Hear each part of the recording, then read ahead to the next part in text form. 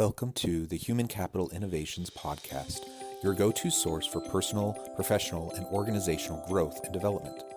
We hope you tune in often for all things people management, organizational development and change, organizational leadership, and social impact related. Maximize your personal and organizational potential with Human Capital Innovations Podcast.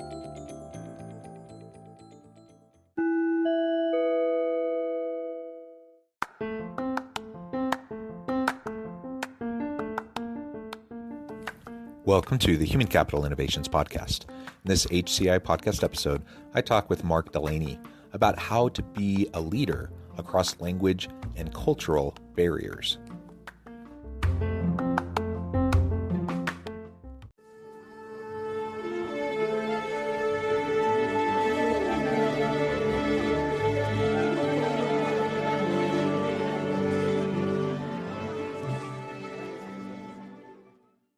Mark Delaney, welcome to the Human Capital Innovations Podcast. Thanks for having me, John. Appreciate it. Yeah, I'm super excited to chat with you today. It's so much fun to have these conversations. Today, we're going to be focusing on how to be a leader across language and cultural barriers. And you're going to be sharing your thoughts from a U.S. military context and what you've seen in terms of leadership in the military that allows you and others to lead across language and cultural barriers. As we get started, I wanted to share Mark's bio with everybody. Mark Delaney graduated from the University of Maryland with a BA in English and a minor in leadership studies. Upon graduating, he commissioned as an officer in the U.S. Army. Over the course of 3 deployments, he led cross-functional teams doing humanitarian work in Syria, developed readiness training for bases in Iraq, and advised senior officers in the Saudi military. After 8 years in the Army, Mark left the military to pursue an entrepreneurial path. Experiencing the challenges of entering back into civilian life, he started a website and podcast to help other veterans navigate the difficult journey. Currently, he's working on his MBA from the University of Virginia, Darden School of Business, while developing a software program to improve how veterans re-enter civilian life. What a wonderful background, some really great work that you're doing. Anything else you would like to share with listeners by way of your background before we launch on in? Yeah, if I could just provide like a kind of quick overview of what I did in the military, just because I think a lot of people may necessarily know what all these terms and everything mean. So my first job was an infantry officer. So when you think infantry, whatever your image is of Army guy, that's what I did. Okay. So then I transitioned into a role called civil affairs. And so we were a small part of the special operations community. And so essentially what we did was we would go overseas and usually in, not conflict zones, right? We're usually going kind of everywhere else. And we'd be working with local governments, community leaders, nonprofits, local security forces, all in an effort trying to identify, what are some security challenges or some potential pain points in the civilian population that bad actors might exploit, to cause harm to the security situation. So then I would work with those same people, those same stakeholders, and a lot of times the U.S. State Department to try and come up with programs, projects, and solutions to address those security concerns and prevent them from going the way we didn't want them to go.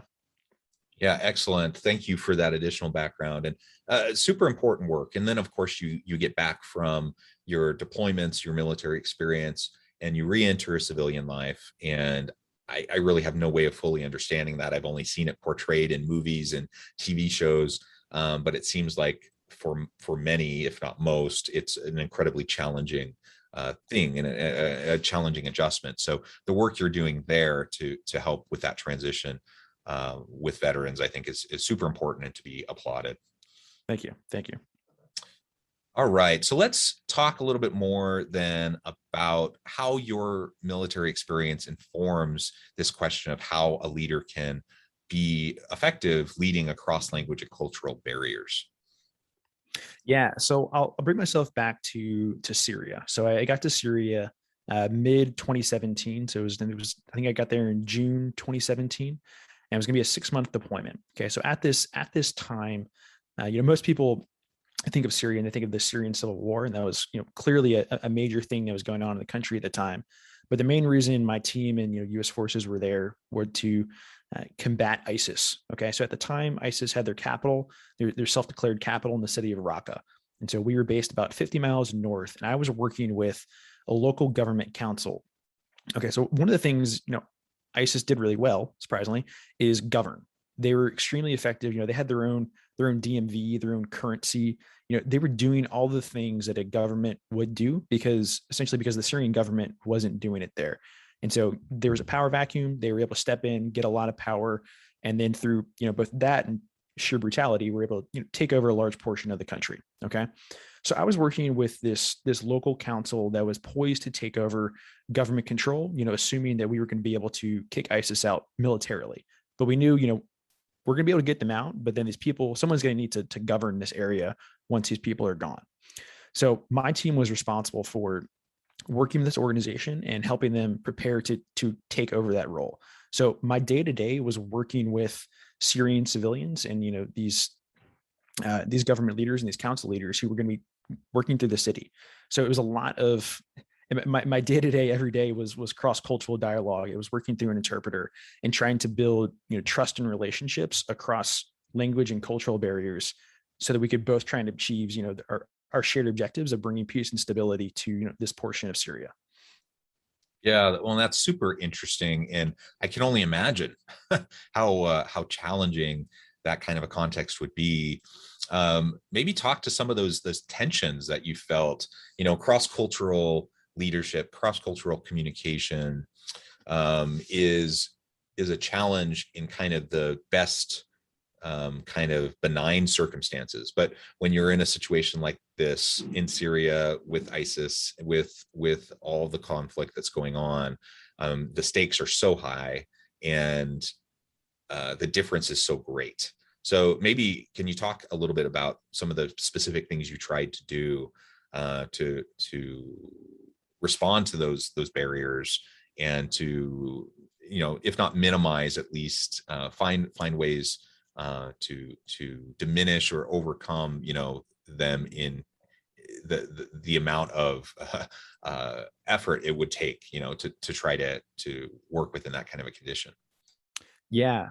I'll tell two stories, and the first one will be kind of more serious, and then the second one will be a little more lighthearted. Okay, so the first one, so I've been working with the State Department, and there was the United States Agency for International Development, a couple of their team members who were there, and we knew there was some major fighting going on in the city of Raqqa, and we knew that there was going to be a lot of rubble in the street. There were people who needed water, people who needed assistance, once we were able to get resources into the city. And so we were forecasting and realizing, okay, we're going to need some serious heavy equipment to come in and help this council, clear their city out and be able to get people back into the city. So we're going to need things like front end loaders and bulldozers and, water trucks to deliver water to people, because, there's water contamination issues going on, excuse me. And so kind of in typical US government hubris here, we put together this $10 million package and of, equipment and front end loaders and everything. And we didn't necessarily consult the Syrians we were working with directly on this, which was, in hindsight, a glaring hole in our plan. Okay. So I go into the office to talk to my partners one day, and I say, hey, we have this huge package, this $10 million package of equipment coming to help you all out. And they're like, hey, Mark, that's great. We don't want it. Whoa. Okay. So I was like, what? So I had to go back to my boss and say, hey, sir, this, $10 million of US taxpayer money that's coming to the Syrians. Well, turns out they don't want it. So this was obviously a huge issue. We couldn't spend all this money and then have the people it was designed for not take it. Okay. So initially everyone was starting to kind of lose their minds a little bit, because this was, a huge expenditure, and we had to have this plan work. And I said, okay, let's take stock of what's going on here. We know these people. One, they're a very new government organization. This was not a council that had been around for years. They had just been formed and were really just trying to fill the void of providing services to their people. So they didn't necessarily have a whole lot of legitimacy in the eyes. And it's kind of one of the eyes of the people. And it's one of the things we were working on them with. So in their eyes, they're like, okay, we kind of want to flex our muscles here a little bit and say, we don't have to take the help of the United States government. We don't have to take this stuff. So some aspect of that was just me being empathetic to their situation and trying to understand their perspective in the deal. Okay. I was like, okay, I know that. And I also know that this is a really good deal and they're not going to want to pass it up. All right. So we kind of put together our team of, my direct team members from the militaries and people from the State Department. I said, okay, we need to go in and assuage the concerns of our partners and just listen to them. So we go in one afternoon and it was a 4-hour conversation. It was probably 120 degrees outside that day. I drank countless cups of tea, Turkish coffee, smoked a couple of cheap Syrian cigarettes. Don't tell my mom that, but sometimes it's what you got to do in different cultures. Okay. And I just sat there and listened to them for hours and just listen to them talk about, their problems, listen to them talk about, why they didn't want to take this. And, about 3.5 hours in, we decided to take a break. And I remember leaving the building and, the couple people that I was working with, the Americans, we kind of crowded to a corner and I said, you know what, we're going to come back from this and they're going to say they're going to want to take this. We just needed to talk to them for a little while and let them express their concerns. And everyone was a little hesitant because, again, this was a huge deal. And we go back into the room and they say, you know what, Mark, we're ready to take it. We want it. And I take a lot of pride in that. And the kind of the lessons I learned in the kind of cross-cultural dialogue, there's a few things. So one, leading up to that, I'd built a lot of trust with these people. They had seen me go in, work with them day in and day out. They had seen me, they'd seen me and my team go and, deliver 50-pound bags of rice to people who were super hungry and trying to escape ISIS. So we'd built up a lot of trust and credibility already. Okay. Secondly, we brought empathy to the situation. We tried to understand, what is their perspective? What do they want? And how can we meet those concerns? And then this is a smaller thing. So I do have some training in Arabic. I kind of tell people I can probably only hold a conversation with about a 6-year-old, but I was working through an interpreter. But having some baseline understanding of the language, one, provided me some kind of general context of what was going on. It also helped me to kind of keep my interpreter in check. And I'll also say, even when I made these kind of infantile attempts to try and speak Arabic, man, they really appreciated it. And, they were super patient and they just loved to see me fumble my way through trying to speak their language. And they just appreciated the effort. And I kind of take like those 3 things brought into there and think like those are like the lessons that I learned from that experience of how to succeed in that kind of cross-cultural, challenge. And then can I just say, I love that story. It highlights so many really important principles.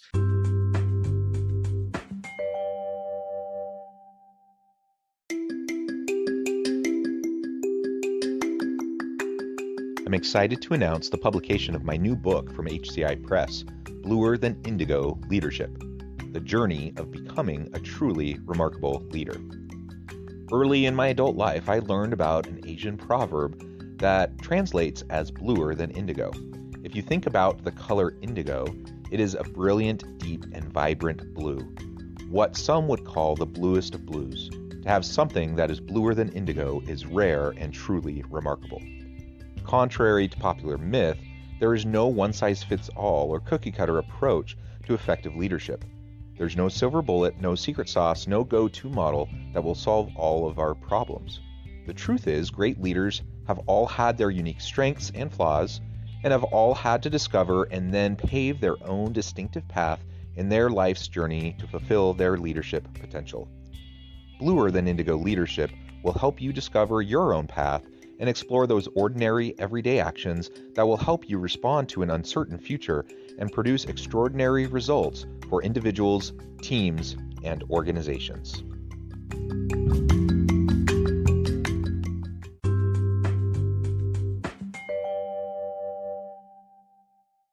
And the first of which is just like you listen to them. And that was the first kind of misstep of the approach in the first place, right? Yeah. And it's a super common misstep. If you're talking about military, government outreach, humanitarian outreach, NGOs going throughout the world, it's the same problem emerges again and again and again, where you have well-meaning individuals who want to make a difference, and they're trying to, share resources, time, energy to make, a positive difference. And they forget the simple act of like talking to the local people, the people who live, who are going to be impacted, talk to them, listen to them, try to understand them, have a better understanding of the lived experience that you're Right. actually trying to respond to. That in and of itself breaks down barriers, and it allows you to take a step forward. And so just the fact that you were willing to sit with them and to listen was huge. The fact that you respected their culture, that you were able to interact with them in meaningful ways, and even try to speak a language that you didn't you didn't speak very well, you had to fumble. It's incredibly endearing to see someone really trying very hard to be authentically and genuinely connected with the people they're talking to, and to not come in, we often talk about like the white savior complex of we're going to Right. go in and Right. fix everyone else and Right. show you what the right way is.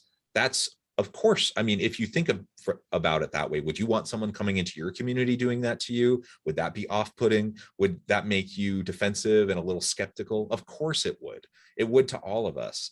And so we need to have a little bit of empathy and understanding and recognize that of course people are going to feel that way, and it's not them feeling being ungrateful or whatever kind of defensiveness we might have in response. It's just a simple matter of like, let's really stop, listen, value the cultures that we're interacting with, make a good faith honest effort to connect with them in a meaningful way. And if we can do that, man, that breaks down a lot of those barriers.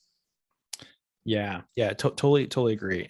I'll tell one more story to kind of provide some. I think like the fourth layer of working across cultures that I think is super important. And that's flexibility and adaptability. Okay, so I had a meeting one day where I was going to go to the local elementary school, and we were putting together a project. Kind of schools have been closed for 6 years there, and so we were working with some of the local schools to get them back up and running.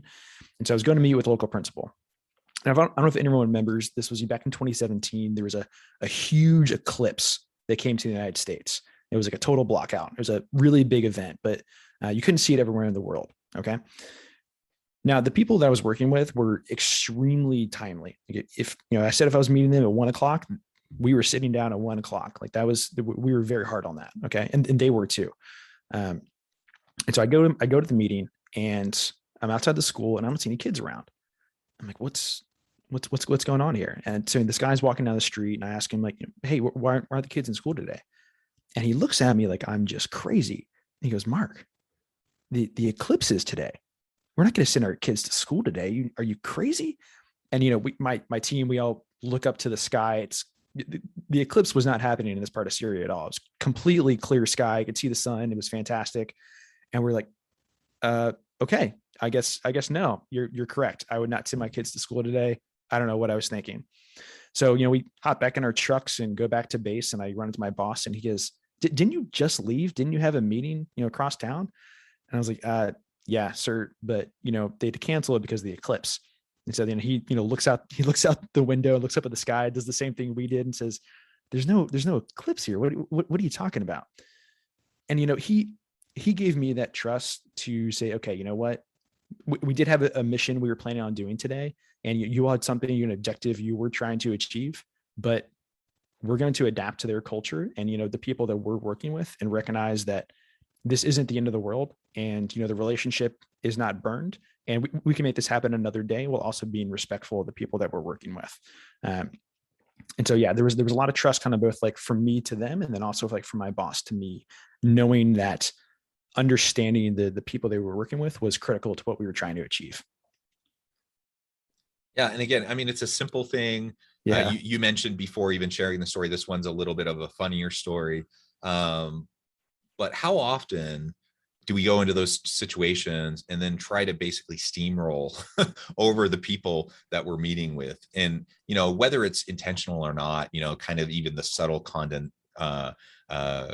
condescension and just making them feel inferior in some way because, of course we have the right understanding and what they're doing Right. is silly. Like those types of subtle messages get sent even when there aren't words that express them, just in the body language and the facial expressions and those sorts of things.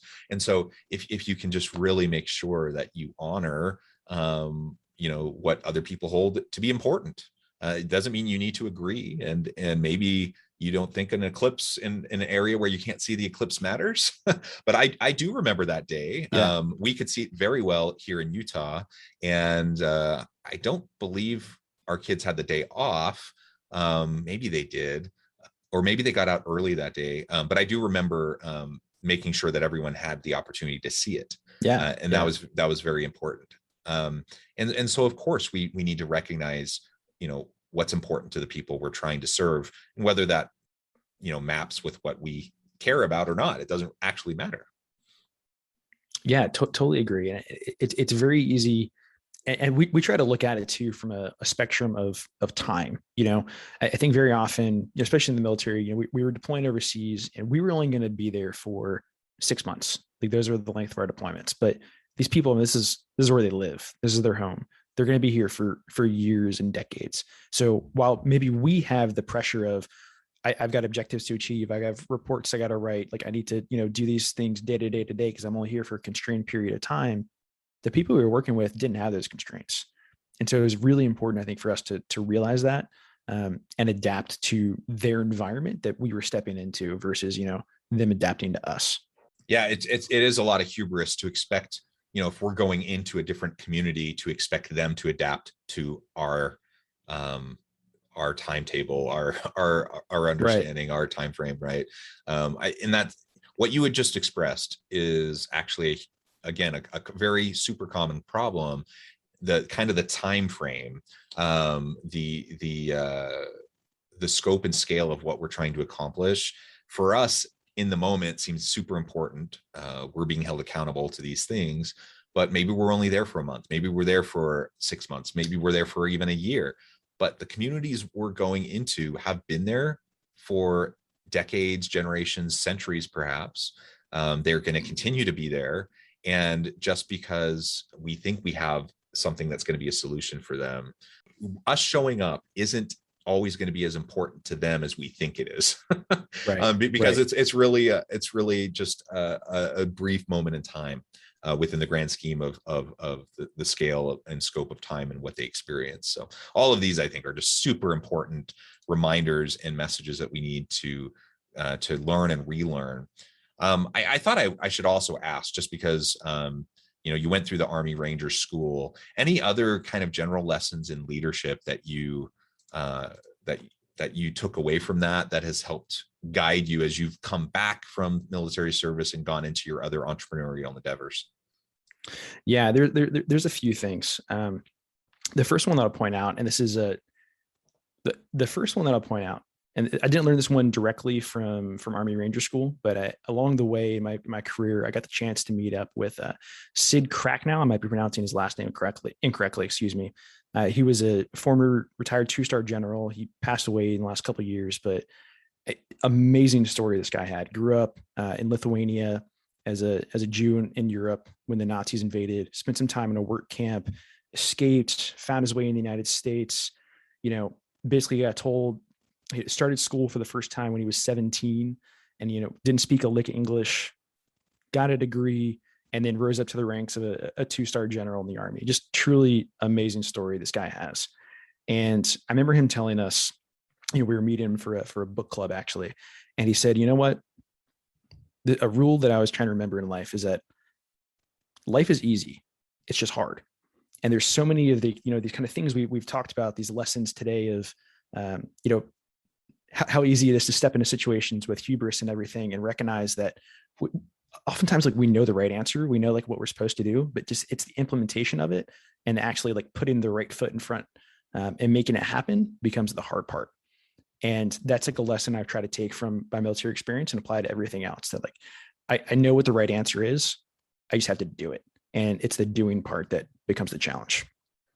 Yeah. Doing is always the hardest thing. Implementing, having the good idea, having the thought, the principle, that's great. But putting it into action is always the real challenge. But it's also where the real impact happens in our personal lives, in our families, our communities.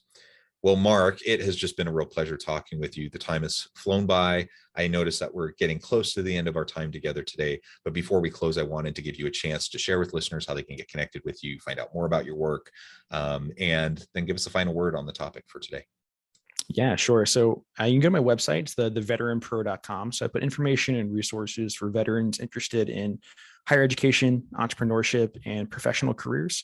And then the next evolution of the project was to start a podcast.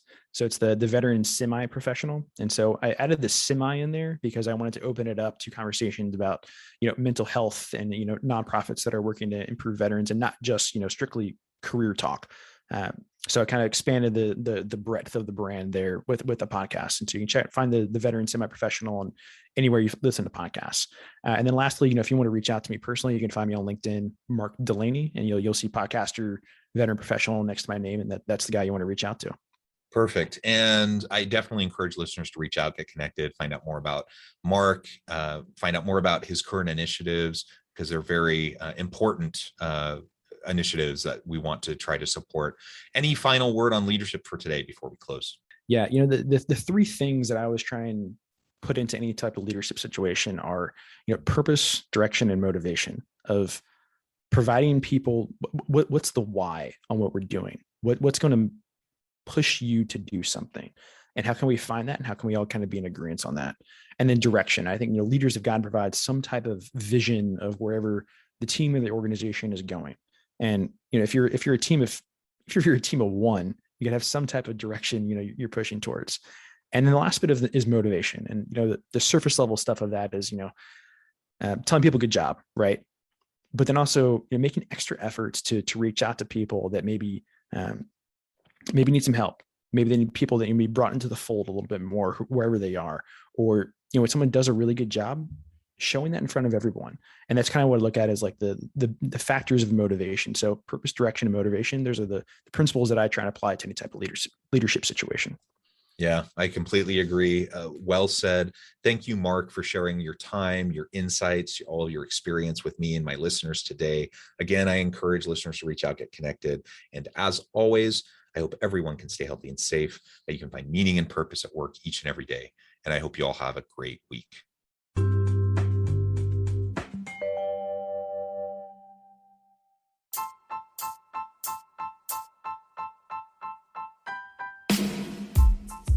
The alchemy of truly remarkable leadership. Ordinary, everyday actions that produce extraordinary results. Consider how the nature of work has shifted over the past 50 years. With increased globalization, rapid technological advancement, and the shift in economic composition, the average job of today looks very different than the average job of 50 years ago. What will the jobs and organizations of tomorrow look like? Moreover, what does this all mean for organizational leaders? What are the core competencies and capabilities of organizations and their leadership that are prepared for continued disruption and geopolitical and socioeconomic shifts? Regardless of what the future holds, increasingly, leaders need to be socially minded, data-driven, decisive, champions of talent, and disruptors of the traditional notions of leadership, teams, organizations, and work. The alchemy of truly remarkable leadership will help you to explore your own leadership competencies and capabilities and consider ways to apply and implement them into your workplace and personal life.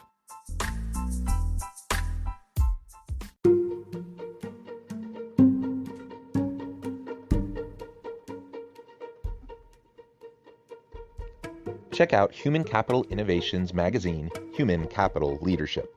Human Capital Leadership is a free, interactive e-magazine with the mission to help individuals, leaders, and organizations find innovative approaches to maximize their human capital potential. We publish issues quarterly in August, November, February, and May.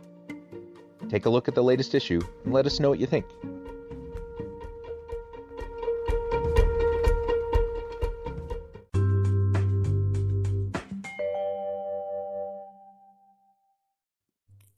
Thanks again for joining us for this episode of the Human Capital Innovations Podcast. I hope you stay healthy and safe and that you have a great week.